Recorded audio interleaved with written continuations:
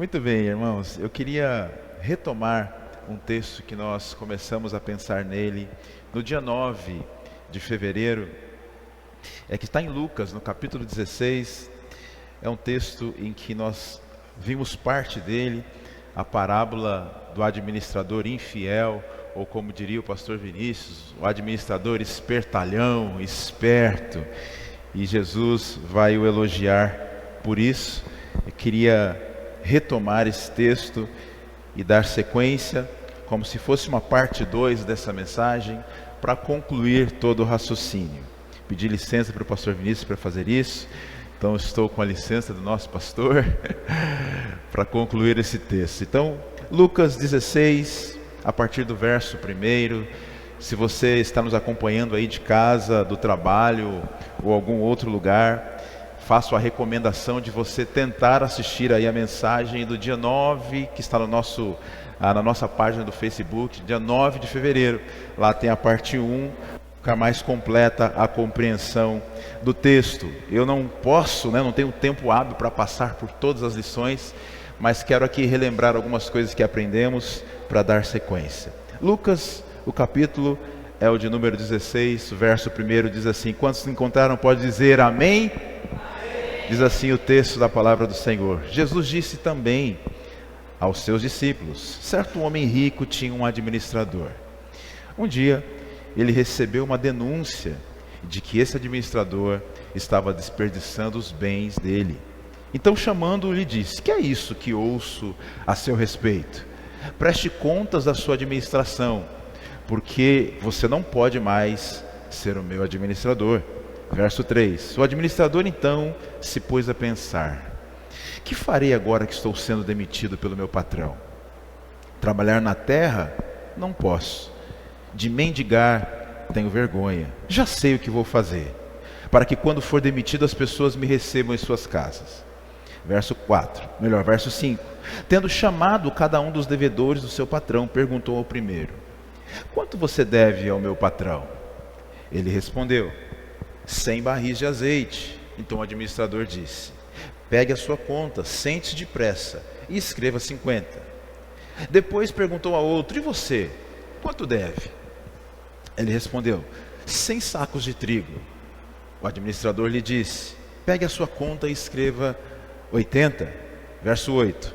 E o patrão elogiou o administrador infiel por sua esperteza, porque os filhos do mundo são mais espertos na sua própria geração do que os filhos da luz.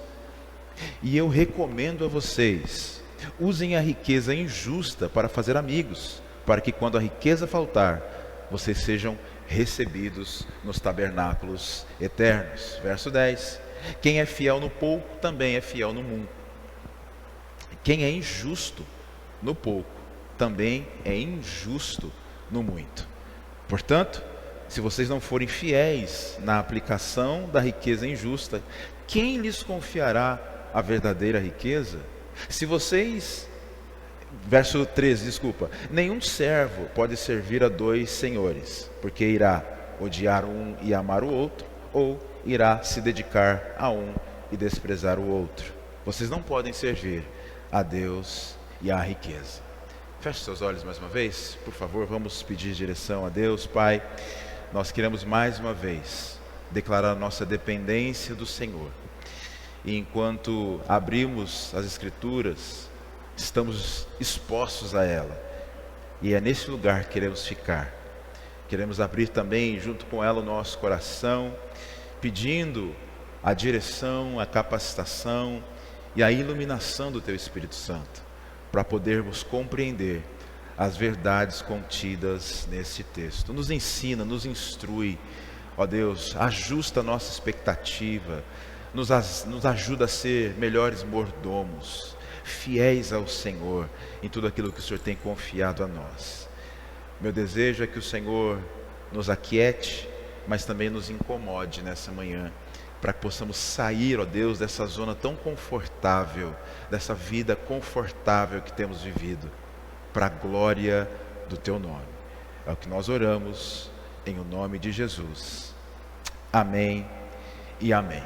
Muito bem, irmãos, nós falamos na primeira vez que falamos sobre esse texto, que Jesus vem contando uma sequência de parábolas. Ele começa no capítulo 14 de Lucas, ele conta a parábola da grande ceia, e ele está dizendo que essa grande ceia é preparada para aqueles que se arrependem. Vai ter uma grande festa no céu quando nós chegarmos lá, quando aqueles que se arrependeram, que passaram pela cruz, como gostamos de dizer, chegarem no céu. Há uma grande ceia, um grande banquete nos aguardando. E Jesus começa o capítulo 15, então, contando uma outra sequência de parábolas. Ele fala sobre a ovelha perdida, ele fala sobre a dracma perdida, ele fala sobre 2 filhos que se perderam morando e convivendo com o pai. Qual é o fio condutor? Para onde essas parábolas apontam? Apontam por essa grande festa. Por quê? Porque ao encontrar aquilo que se havia perdido, se faz uma festa. Em outras palavras, o que Jesus está dizendo é: eu vim buscar aquele que se havia perdido, e ao encontrar eu faço uma grande festa. Jesus é acusado nesse contexto de comer com publicanos, com pecadores. Então os fariseus começam a acusá-lo, e é nesse contexto que Jesus vai dizer isso. E quando Jesus está contando essas parábolas, ele não deixa de inserir os fariseus ali, para dizer: vocês, assim como o filho mais velho dos 2 filhos perdidos, vocês estão rejeitando a grande festa. Esse é o grande contexto em que Jesus vai contar a parábola do capítulo 16, que é a parábola do mordomo infiel, ou do mordomo, do administrador infiel.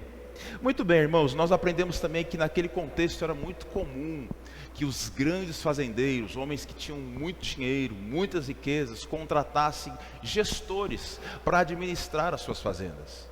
Mordomos ou administradores, gerentes que cuidariam ali da fazenda. E é o caso aqui.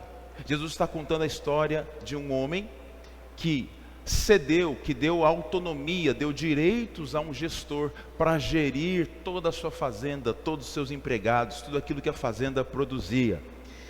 Nós falamos aqui também que normalmente, esses administradores eram homens poliglotas, sabiam ler muito bem, escrever muito bem, sabiam fazer cálculos. E só de forma geral, para contextualizar, esse senhor contrata um administrador, põe ele sobre os seus bens, e agora ele ouve dizer, chega aos seus ouvidos, que esse administrador está desperdiçando os recursos dele. E quando Jesus utiliza a palavra desperdiçando, ele está fazendo se remetendo à história que ele acabou de contar, do filho pródigo que sai de casa e começa a desperdiçar os recursos do pai. A audiência de Jesus ainda tem essa história em mente, e Jesus vai usar a mesma palavra para contextualizar essa parábola que ele está utilizando. Nós aprendemos aqui algumas lições, vou passar por ela rapidamente, por elas. Nós aprendemos, a primeira lição é que todo mordomo irá prestar contas da sua mordomia. Todo mordomo, servo, irá prestar contas da sua mordomia. Irmãos, eu não sei se você já parou para pensar da gravidade de prestar contas. O Jonatas começou o culto dizendo que a vida é um presente de Deus. Nós deveríamos acordar, como ele disse, reconhecendo isso, que o fato de estarmos de pé é um presente de Deus, e que o fato de administrarmos bem a nossa vida glorifica o nome do Senhor. Para pensar um pouquinho nisso. Não preciso nem falar de dinheiro nesse momento, porque o texto vai falar de dinheiro. Aliás, irmãos, essa parábola aqui, eu fiquei até mais confortado ao ouvir outros teólogos dizendo que é uma das parábolas mais difíceis que Jesus conta, que é unânime a dificuldade de interpretação dessa parábola. Eu falei: oh Deus, então eu também não estou tão ruim assim não? Obrigado, porque os grandes teólogos também tiveram dificuldade de entender o porquê Jesus usa um exemplo de um mau administrador.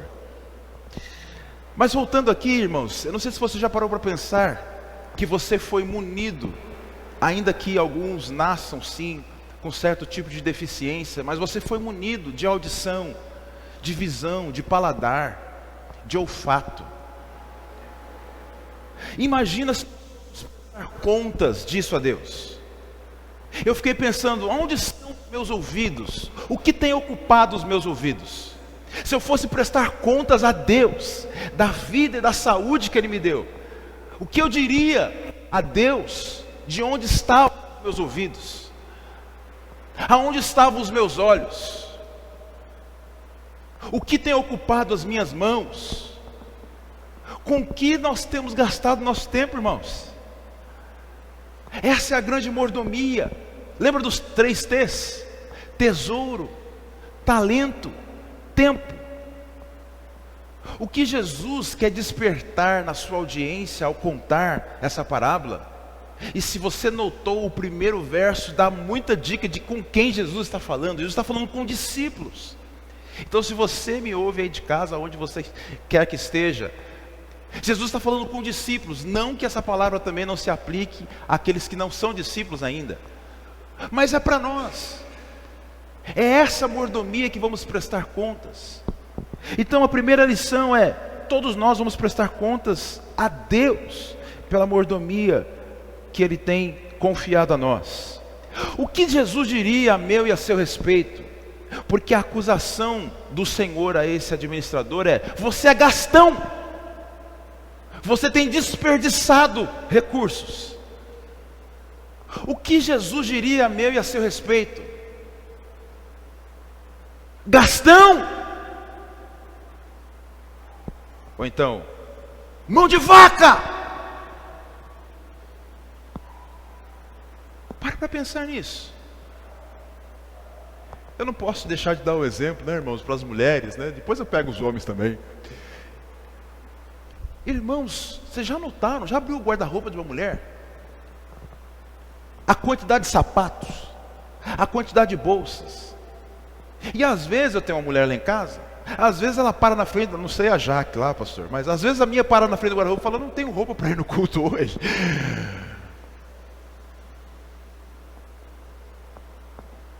Mordomia, gastão, gastona, ou mão de vaca.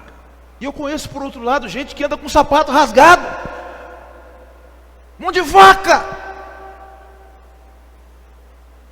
Os homens, irmãos, às vezes eu fico olhando assim, né? Se deixar o homem anda com a camisa furada, fala: Deus, aí também não, né? Você ergueu o braço assim e passa vergonha. Sim ou não? A mulherada sabe do que eu estou falando. Administrador, irmãos, mordomia. Se Deus fosse falar algo a seu respeito nessa manhã, o que Ele falaria? Nós aprendemos aqui também, no verso 3 e 4, que é importante, é necessário, é crucial fazer essa conta enquanto há tempo. Ainda dá tempo de fazer essa conta. Ainda dá tempo de fazer essa reflexão. É por isso, irmãos, que nós, como nazarenos, somos contra jogos de azar, apostas. Por quê? Porque o dinheiro que eu estou colocando lá não é meu, é do Senhor. Como é que eu uso o dinheiro para um jogo de azar? Olha o nome, jogo de azar. Um dinheiro que não é meu. Dá tempo de prestar conta, e o dia é hoje.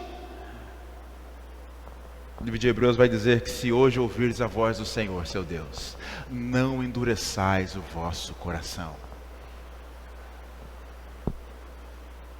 Ele agiu, esse mordomo, no tempo oportuno, irmãos, no momento de crise. Ele escolheu tomar uma decisão, e Jesus o elogia por essa decisão, porque no momento de crise ele escolheu construir relacionamentos. Eu conheço gente que na saúde, que quando está na bonança, vivendo bem financeiramente, não está nem aí para ninguém. Você deve conhecer gente assim também, que não faz questão de ninguém. Mas à medida com que os recursos vão se esvaindo, à medida com que o tempo vai passando, a idade vai chegando, essa pessoa vai ficando isolada. Por quê? Porque não construiu relacionamentos. E essa pessoa corre o risco de morrer à míngua, sem ninguém por perto. se não for a misericórdia das pessoas que estão vendo. Esse homem, no momento crucial, no momento decisivo da sua vida, ele escolheu construir relacionamentos. Ele escolheu fazer amizades. Nós aprendemos isso na outra vez. Aplicando uma outra área, ele resolveu atualizar o currículo. E nós fazemos isso, né, aqueles que estão no mercado de trabalho ainda, só quando a crise bate, né, a porta. Mas nós podemos manter o nosso currículo atualizado, o nosso networking, né, como dizem por aí. Podemos fazer isso. Para quê? Para garantir o futuro. Esse homem deixou de olhar para o hoje, para olhar para o futuro. E ele diz: já que eu vou ser demitido, trabalhar, e o texto, trabalhar, ele é cavar. Você precisa se lembrar que o contexto é agrícola. É cavar, não posso. Provavelmente um homem de meia idade ou até de uma idade mais avançada. E ele diz: mendigar, tenho vergonha de pedir. Não me submeta a isso não. Aí ele diz: eu já sei o que eu vou fazer. Olha só, irmãos, já sei o que vou fazer.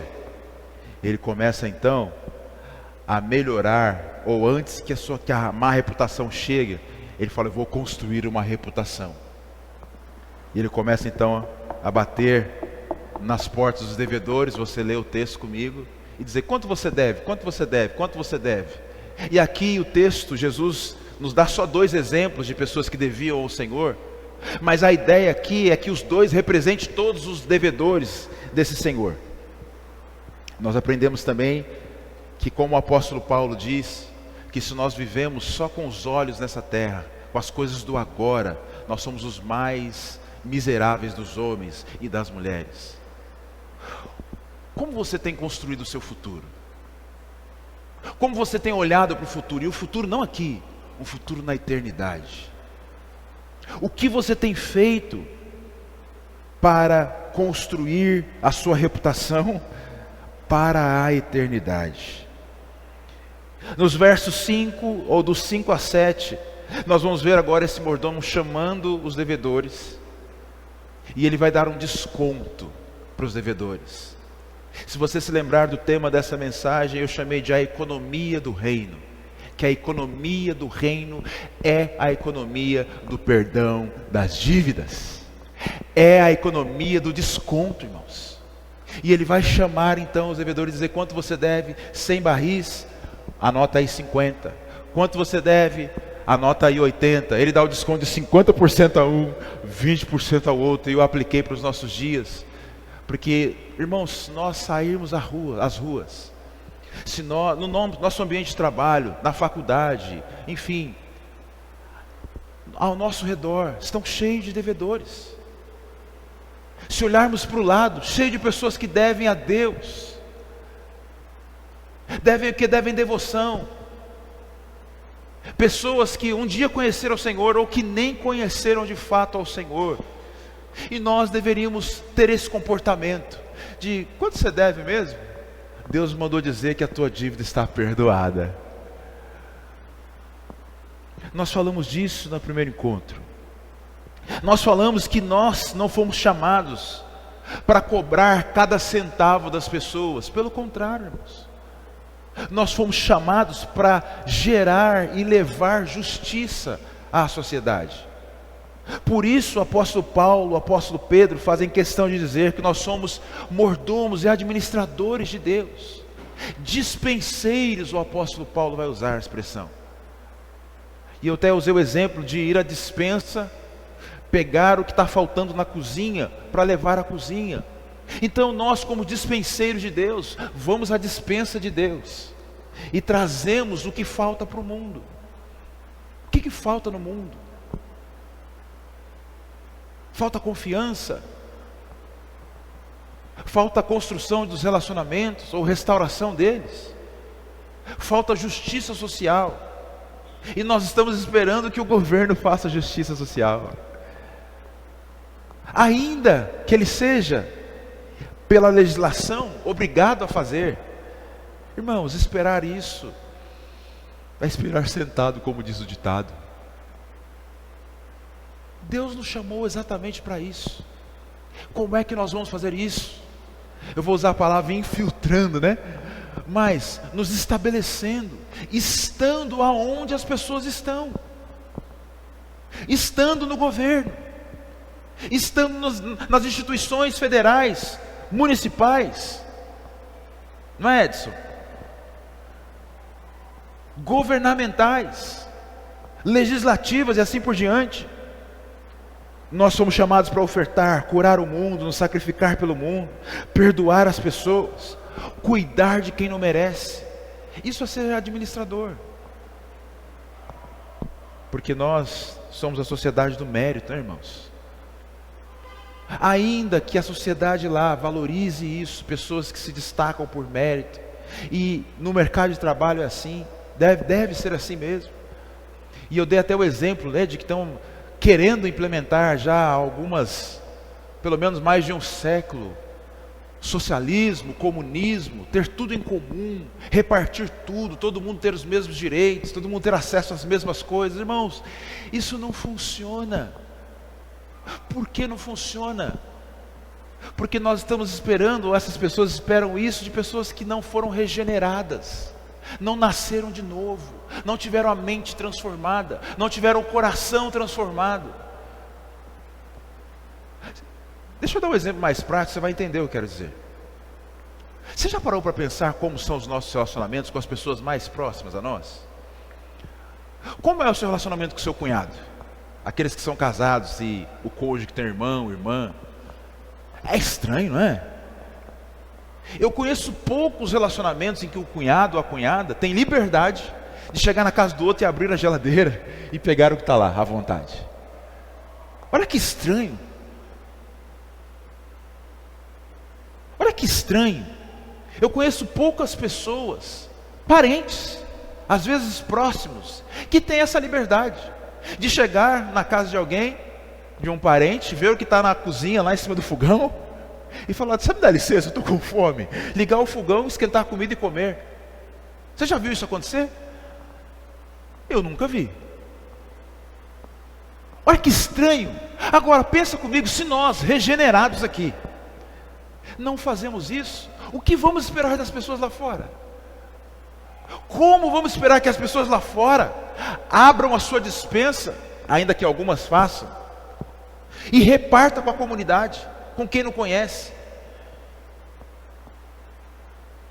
E eu não estou falando, irmãos, o texto é para discípulo. Tem discípulo aqui nessa manhã? Poucos, pastor. Tem discípulo aqui nessa manhã? Mordomos. Mordomos. Verso 8 e 9, Jesus vai fazer o elogio. Ele vai dizer: olha, que rapaz esperto. Ele viu que a coisa ia ficar feia para o lado dele, mas ele pensou no futuro. Ele sabia que eu ia demiti-lo, o Senhor dizendo, mas ele olhou para que homem esperto. O que Jesus quer ensinar com isso? É como se ele estivesse dizendo para nós aqui: eu quero que vocês sejam assim, espertos assim, que tomem a decisão pensando no futuro, que usem os recursos disponíveis para vocês, para construir o futuro de vocês. Porque tem gente que tem recursos e desfruta só para o hoje, só com os seus, não pensa no amanhã. Quem dera se a primeira igreja do Nazareno de Vinhedo tivesse o comportamento desse servo, desse administrador,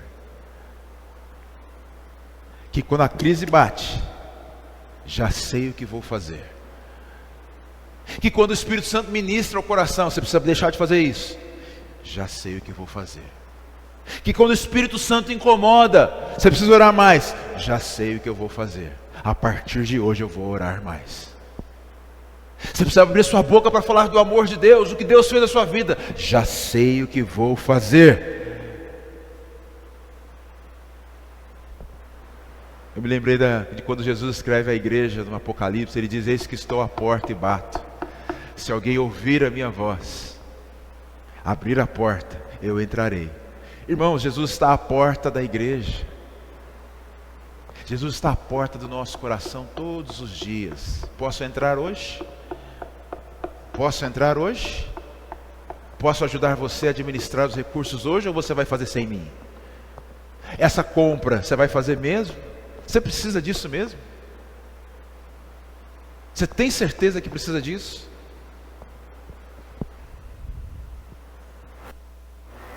Bom, nada do que eu estou falando aqui é novidade, né, irmãos? Este homem sabe, esse administrador, que a única maneira de viver, ou viver bem, é se relacionar.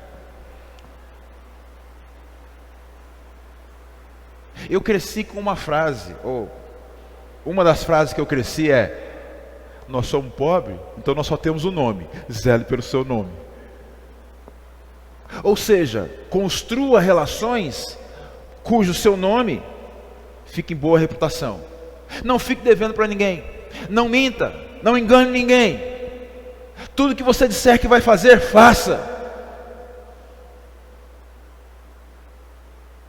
Construir relacionamentos, irmãos. Tudo que fazemos tem a ver com relacionamento. Tudo. Tudo que fazemos tem implicação no relacionamento. Seja com os seus pais, seja com o seu cônjuge, seja no seu ambiente de trabalho, seja no trânsito. Se você entrar numa rua sem dar seta, sabe o que vai acontecer? Você vai provavelmente fechar alguém. Se você fechar alguém, atrapalhou um relacionamento. Tudo tem a ver com relacionamento. Gastei mais do que devia, você vai ter problema no seu relacionamento. Seja relacionamento com Deus, seja relacionamento interpessoal, seja relacionamento com a natureza, seja relacionamento consigo mesmo. Sim ou não, pastor Vinícius? O pecado afetou, irmãos, as nossas relações. Mas aqueles que foram regenerados agora têm a sua natureza trocada e estão vivendo numa santidade progressiva que abre os nossos olhos para essas coisas. Mordomia. Olha o verso 9, vamos ler. E eu recomendo a vocês, usem a riqueza injusta para fazer amigos, para que quando a riqueza faltar, vocês sejam recebidos nos tabernáculos eternos. Olha que curioso, olha como Jesus associa riqueza com céu, com tabernáculo eterno, com morada eterna. Irmão, sabe o que eu aprendi aqui? O que fazemos com o nosso dinheiro na terra tem efeito no céu. A maneira como administramos o nosso dinheiro aqui tem implicações no céu. E talvez você não seja aquela pessoa que gaste assim, a revelia, que esbanja, né? Que gasta sem medida. Talvez você seja aquela pessoa que, o mão de vaca, como eu comentei, o que guarda em tesoura. Talvez você fale assim: eu estou guardando para Deus, né?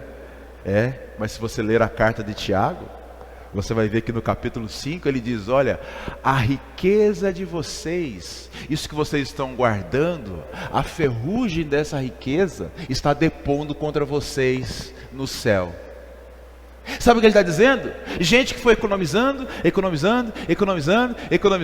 guardando, fazendo poupança. Ele está dizendo: isso que você tem guardado, que Deus deu para você abençoar as pessoas que estão à sua volta, está depondo contra você no céu. É como se existisse um tribunal, irmãos, e você estivesse lá como réu, e a sua riqueza, a sua conta bancária aparecesse lá para falar assim: opa, esse rapaz não pode ser liberado. Por que, diria o advogado? Porque eu sou prova de que ele foi egoísta. Leia aí Tiago capítulo 5, verso 3. A maneira como administramos, usamos o dinheiro aqui, depõe a favor ou contra nós no céu. E quando ele diz, no verso 9, ele diz: a riqueza injusta. O que é essa riqueza injusta, irmãos? Eu demorei para entender isso aqui. Ele está falando da riqueza daqui. Nenhuma riqueza aqui nessa terra é justa. Tanto que Jesus disse que ela não entra no céu, porque não entra nada impuro no céu. É por isso que Jesus, no Sermão do Monte, vai dizer: não acumuleis para vós tesouros aqui, onde a traça corrói, onde o ladrão pode roubar. mas acumuleis no céu, onde a traça não corrói, o ladrão não pode roubar. Eu não sei se você já parou para pensar a origem do seu dinheiro. Nós que estamos aqui podemos até ter trabalhado justamente, eticamente, moralmente para ganhar o dinheiro, mas você sabe mesmo de onde vem esse dinheiro? Você sabe como a sua empresa levantou esse recurso? E você sabe qual é o cliente da sua empresa, como ele levantou o recurso? E você sabe como o cliente da sua empresa levantou o recurso? Não dá para saber, irmãos. Toda a riqueza da terra é injusta. Por quê? Porque ela pode ter vindo, e na maioria das vezes, pensando no pecado, ela veio, né? Ela veio de forma injusta. Ela veio por consequência do pecado. Então essa riqueza não entra no céu. Mas Jesus está dizendo, usem dessa riqueza que é injusta. Ele não está dizendo para ganhar de forma injusta. Ele está dizendo, usem ela para fazer amigos, para que quando chegar no céu, quando você chegar no céu, esses amigos estejam lá. Seja bem-vindo. Irmãos, que coisa linda isso. Sabe o que ele está dizendo? Quando nós abençoamos pessoas, quando nós usamos essas riquezas para alcançar pessoas, essas pessoas têm grande chance de se converter. E essas pessoas, claro, assumindo que elas vão chegar no céu primeiro, elas estarão de braços abertos dizendo, você me abençoou tanto, seja bem-vindo. Usem a riqueza de vocês para fazer amigos. Quero te fazer um desafio nessa manhã, para que você saia daqui hoje e abençoe alguém. Use essa riqueza. Não estou falando de valor não, irmãos. Nós lemos, eu li aqui, fiz questão de ler, porque tem tudo a ver com essa mensagem.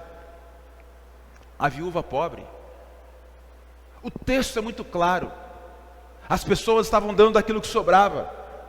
Ela, por sua vez, ela deu de todo o seu sustento de Jesus. Que fé é essa, irmãos? E sabe qual é todo o sustento dela? 2 moedas. Sabe o que ela faz? Ela dá. Irmãos, aqui eu não sou Deus, não sou Jesus. Mas se eu sou Jesus, e eu estou olhando lá os ricos fazendo, dando do que sobra, a hora que eu vejo a mulher vindo, né? Se eu fosse Jesus, eu ia falar, oxi, para, todo mundo para agora, holofote, pá. Olha lá. Ah, essa sim me agradou. É claro que eu não sou Deus, né? E Jesus, Ele está vendo, e Ele fala com os discípulos. Estão vendo aquela viúva? Ela deu de tudo. Deu mais do que todo mundo. Esse é o desafio que eu tenho para você. Para que você saia aqui hoje. E não é o recurso da igreja não. E não é o recurso que está sobrando não. Saia daqui hoje, escolha abençoar alguém. Com o que você puder. É um sapato? É uma camisa? É um pacote de arroz? É mais do que isso. É o seu carro. Deus falou com você para dar o seu carro para alguém. Dê o seu carro, irmãos. Não faça loucura, mas ouça a voz do Espírito. De acordo com Jesus, a condição para receber a verdadeira riqueza, aquela que está no céu, é a boa administração da riqueza presente, dos bens materiais. Tem gente que fala, mas eu não tenho dom nenhum, mas eu não consigo fazer nada, eu não tenho talento. Talvez valha a pena dar uma olhada como você administra as coisas materiais que você tem.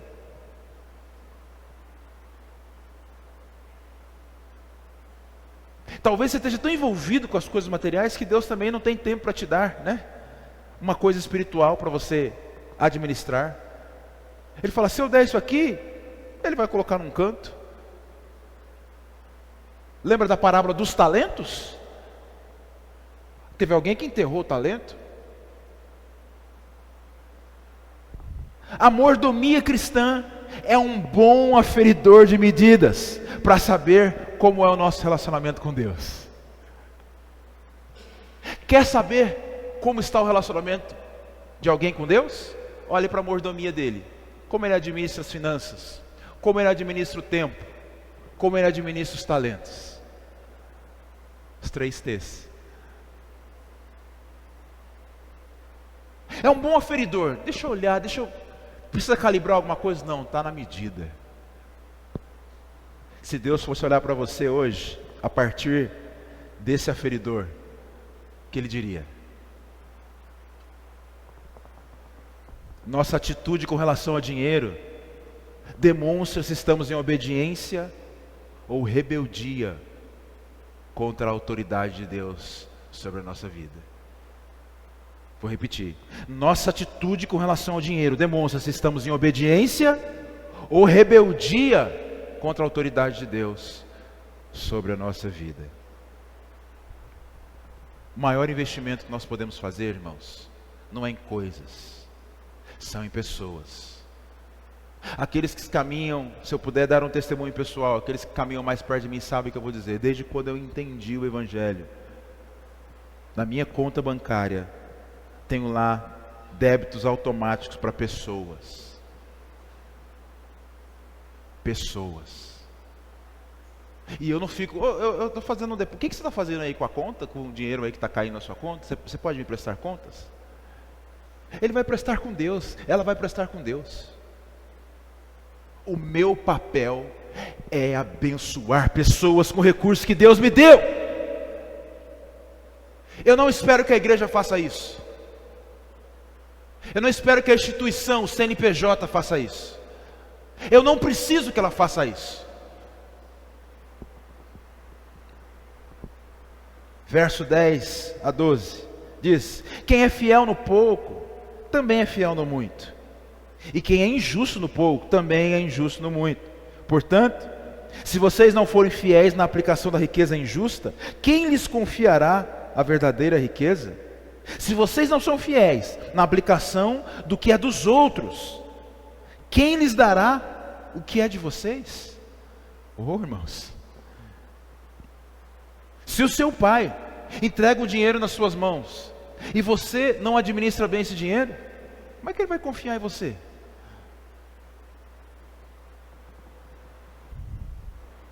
Se não somos dignos de administrar coisas materiais, não seremos dignos de administrar as espirituais.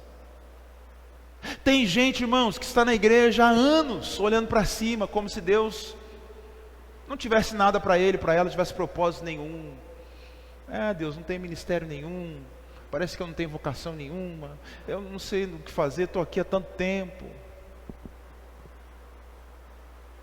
Talvez valha a pena olhar para a sua administração das coisas materiais.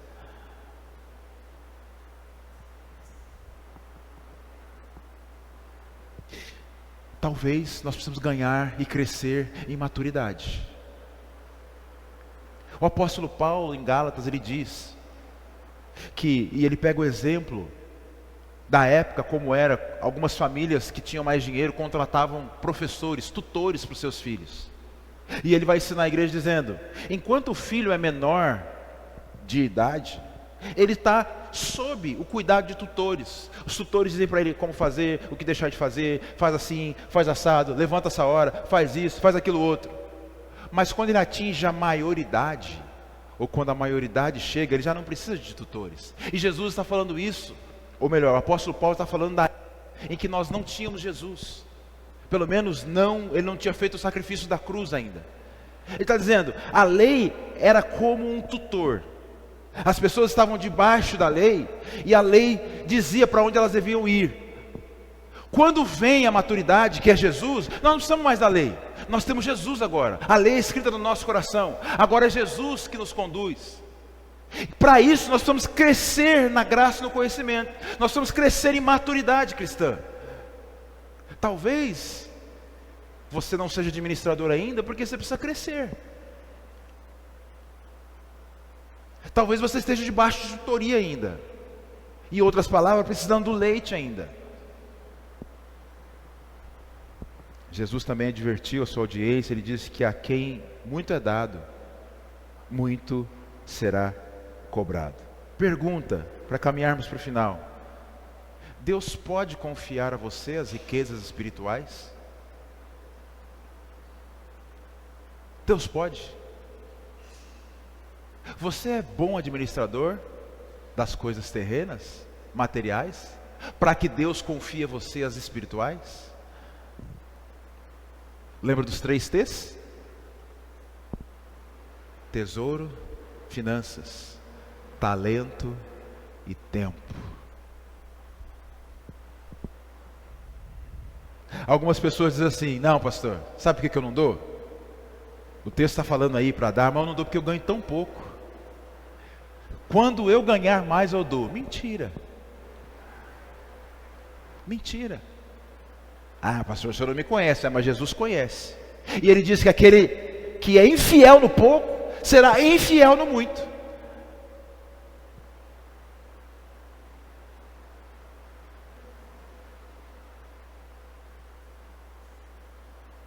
Pastor Paulo, dia que, não sei se ele assiste, se assistir isso aqui, eu vou usar o exemplo que ele dava. Ele brincava com esse tipo de tema ou temática. Ele dizia: quando eu ganhava pouco, eu entregava o dinheiro tudo na mão da minha esposa, para ela administrar. Eu ganho pouco mesmo, não sei o que eu vou fazer, ela administra. Ela sabe administrar melhor que eu. Quando eu passei a ganhar muito, não, aí eu administro, né? Mas claro que é uma brincadeira. Ela sempre administrou, ele sempre confiou isso a ela. Mas às vezes a gente tem esse comportamento de que eu ganho tão pouco, de que, não, Deus, o senhor vai entender, né? Se eu tirar o dízimo disso aqui, Deus, vai sobrar o quê? A viúva já nos ensinou. Se eu abençoar alguém com isso aqui, Deus, não vai ter para mim. A viúva já nos ensinou, porque ela deu tudo. Quer confiança maior em Deus, de que Deus vai prover? Deus é o provedor, é o Jeová Jirê, o Deus da provisão. Sabe a pergunta que eu me fiz? Se Deus dobrasse hoje o teu salário. Não, dobrar está pouco. Triplicasse o teu salário hoje, o que você faria com o dinheiro? Irmãos, eu não sei se é coincidência, pastor. Eu preguei esse texto, falei de dinheiro, e dinheiro nos incomoda. Mas dinheiro estava na boca de Jesus. A cada 3 parábolas, Jesus fala sobre dinheiro. Eu descobri estudando esse texto. Então o dinheiro é importante para Deus. Não o dinheiro, como administramos o dinheiro, como lidamos com o dinheiro. Nós vamos ver, o texto diz que o dinheiro pode ser um Deus na nossa vida. Mas quando a gente fala disso, as pessoas já se coçam no banco, se arrumam, assim, é indigesto o tema. Mas para mim também, eu tive que aprender a lidar com o tema. Se Deus triplicasse o teu salário, você tem planos para isso? Ou um carro novo, uma casa nova? Não que não seja lícito, mas é só isso que você vai fazer? Porque um carro novo, uma casa nova requer seguro novo, condomínio, móveis novos, e cada vez tem um lustre mais bonito, cada vez tem um sofá mais bonito, uma TV mais moderna. Escravo, que agora triplicou, mas não é o suficiente. Quem é fiel no pouco, infiel no pouco, vai ser infiel no muito. Agora, quem é fiel no pouco, Deus pode confiar coisas grandes. Ih, pastor, poucos, amém. Nós precisamos ouvir mais sobre mensagens assim então. O Martin Lloyd Jones diz que, ele dá um testemunho dizendo que ele pregou anos na carta de Romanos, como se a igreja não tivesse aprendido, ele ficou anos pregando a mesma carta. Talvez nós precisamos falar mais desse tema. Quer ser próspero? Administre bem as coisas materiais, que Deus vai confiar a você as espirituais. O que é prosperidade? Eu já disse isso aqui. Prosperidade não é ter muito, prosperidade é ter sempre. Vou repetir. Prosperidade não é ter muito, prosperidade é ter sempre,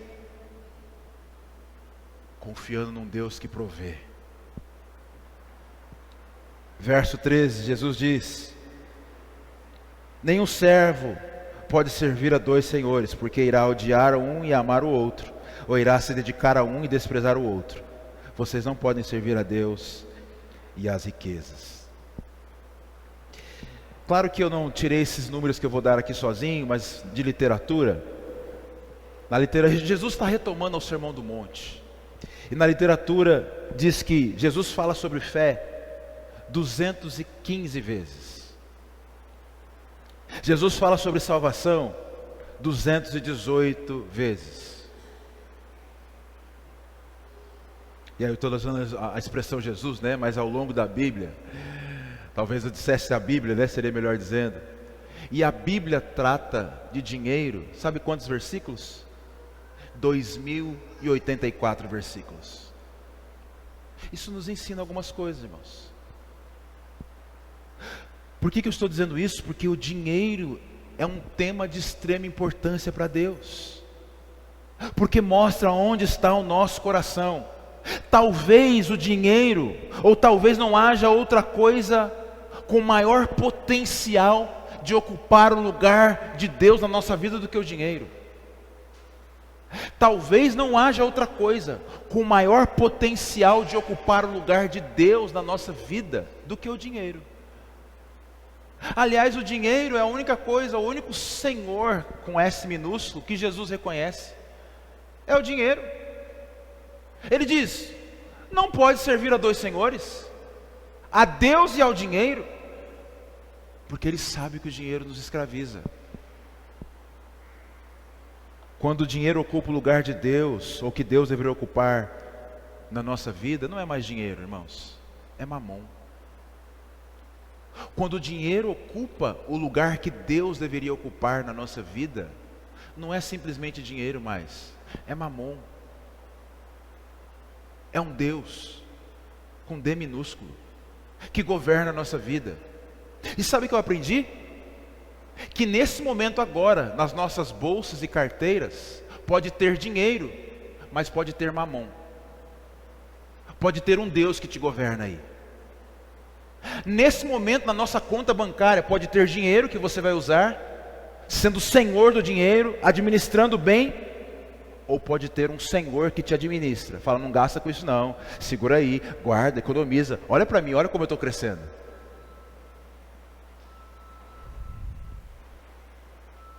O dinheiro deve ser nosso servo. Para quê? Para servir as pessoas. Não se pode servir a dois senhores. É como se Jesus estivesse dizendo, termino.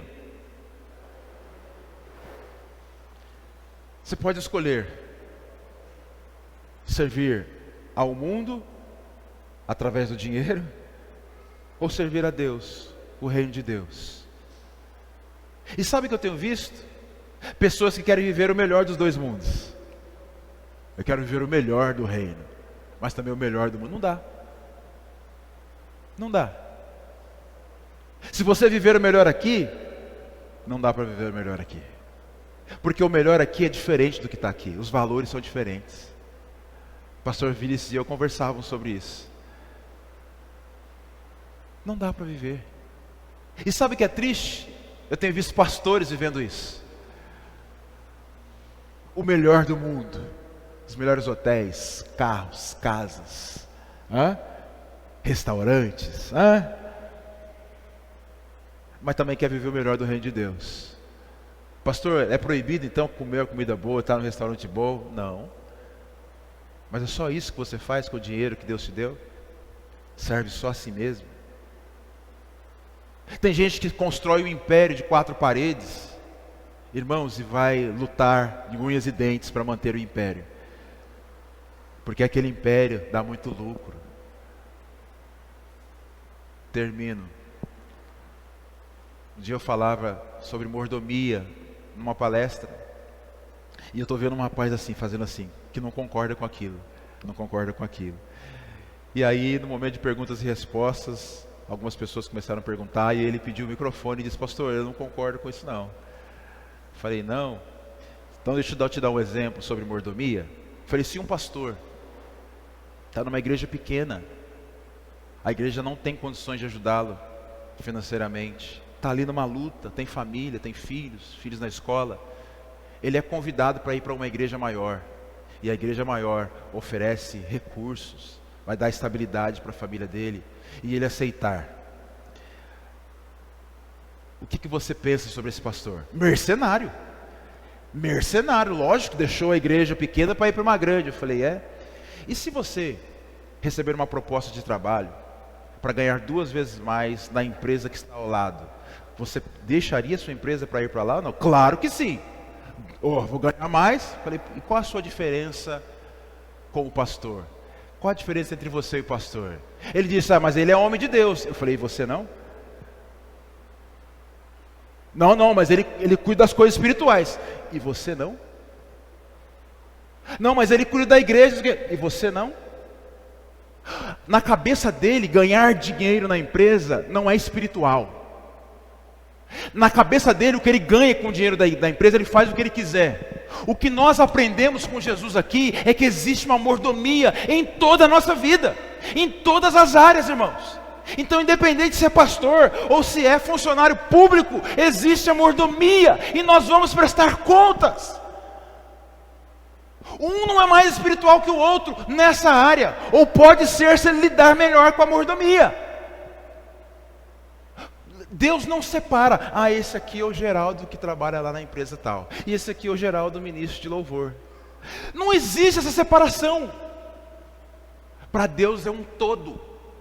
Ou você administra bem, ou administra mal. Aí ele torceu o nariz, torceu, mas não conseguiu dar a resposta. Por quê, irmãos? Porque é bíblico. Simplesmente por isso. E eu estou vendo gente também olhando assim torto, como quem diz, o pastor continua errado, né? Não entendeu. Não entendeu de quando você deixa o propósito também do trabalho onde você está, porque Deus te plantou ali. Talvez Deus queira ganhar pessoas ali, através de você. E você deixa ali para ir para uma empresa melhor, ganhar 2 vezes mais. Talvez você esteja ouvindo só a sua voz, não a voz de Deus. Então você deixou a mordomia, deixou de ouvir o Senhor para ganhar mais dinheiro. Isso pode acontecer com qualquer um de nós, do pastor ao gari. Vamos ficar de pé.